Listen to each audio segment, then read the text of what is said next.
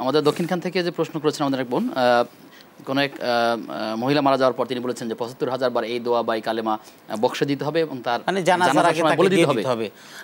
আসলে এই আমাদের দেশে একটি প্রচলন আছে, আলহামদুলিল্লাহ উনি অনেক কিছু আমল করেছে, এটা ভালো, কিন্তু জানাজার আগে এটা তাকে দিয়ে দিতে হবে, এই হবে সেই হবে না, এরকম কোনো রসুম নাই, এরকম দেওয়ার মতো কোনো সিস্টেম নেই। মানুষ মরে যাওয়ার পরে তাকে কিছু দেওয়া যায় না, মরে যাওয়ার পরে তিনি কিছু করতে পারেন না।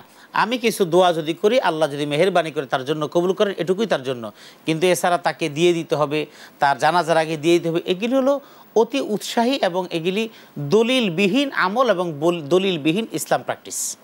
মৃত্যুদের জন্য দোয়া করার সময় বলা হয় যে বাবার জন্য 2 খতম, মেয়ের জন্য 5 খতম, এই যে কোরআন খতম করে বকশিশ দেওয়া, আচ্ছা এভাবে আরো নানা রকম দোয়া কালিমা বক্সানো। খতম করার পরে যে বক্সে দেওয়ার সিস্টেমটা, এটা আসলে আমরা যুগ যুগ ধরে চলে আসছি, কিন্তু আসল বিষয়টা কি জানেন, আমি সন্তান, আমি যখন কোরআন তেলাওয়াত করছি, আমি বলি আর না বলি অটোমেটিক্যালি আমার তেলাওয়াতের এই সওয়াবের একটা অংশ আমি যেমন পাবো, অটোমেটিক্যালি আমার মা বাবা কবরে থেকে পাবেন। কারণ কি, আমার মা বাবা আমাকে এটা শিখিয়েছেন।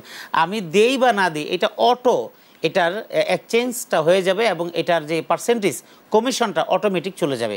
সুতরাং এটা বক্সে দেওয়ার কিছু নেই। হ্যাঁ, আমরা এতটুকু যে আল্লাহ আমি যতটুকু পড়েছি, যতটুকু ইবাদত করেছি, এই সবটুকু তুমি তাদের জন্য কবুল করে না, এটুকু আমরা বলতে পারি, এর বেশি আর কিছু না। যিনি পড়বেন তিনি সব পেয়ে যাবেন, অটোমেটিক্যালি পেয়ে যাবেন।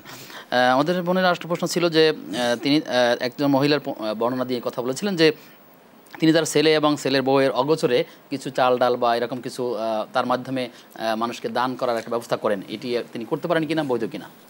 বোন, আপনাকে দিয়ে যেটা করাচ্ছেন আপনি বিব্রত হচ্ছেন, আপনাকে যেহেতু উনি এনে বলছেন এটা তুমি অমুককে দিয়ে দিও, আপনি দিতে পারেন। তবে উনি যে এই কাজটা করতেছেন, এটা কেন করতেছেন সেটা আমাদের কাছে অস্পষ্ট।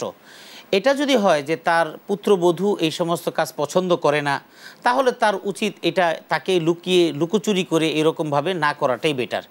আর একটা হলো, অন্য কোনো কারণ যদি থাকে তাহলে এটা হলো পারিবারিক এমন একটা বিষয়, শাশুড়ি এবং পুত্রবধূর এই বিষয়টা জানিয়ে যদি, হ্যাঁ, পুত্রবধূর এই বিষয়টি মারাত্মক স্পর্শকাতর বিষয়।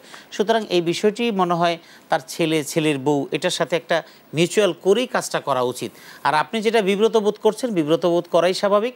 আপনি তাকে বলে দিবেন যে আসলে খালাম্মা এইভাবে করে যেটা করছেন এটা মনে হয় সুন্দর না, প্রয়োজনে আপনি আপনার পুত্রবধূকে বলেন, যদি না পারেন তাহলে আপনার ছেলেকে বলেন, এই বিষয়টা এভাবে হওয়া উচিত, এটা আপনি চেষ্টা করবেন ইনশাআল্লাহ।